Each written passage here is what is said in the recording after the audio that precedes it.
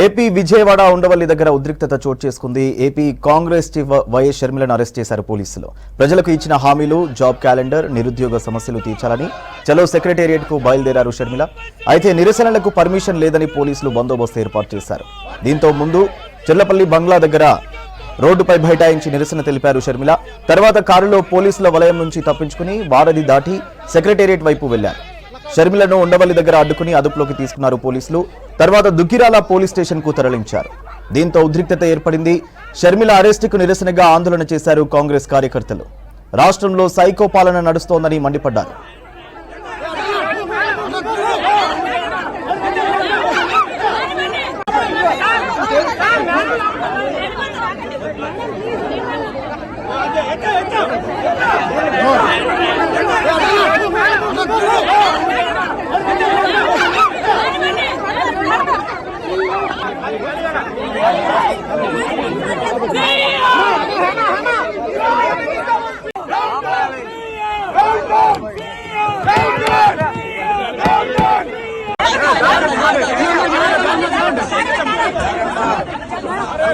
జాగ్రత్త.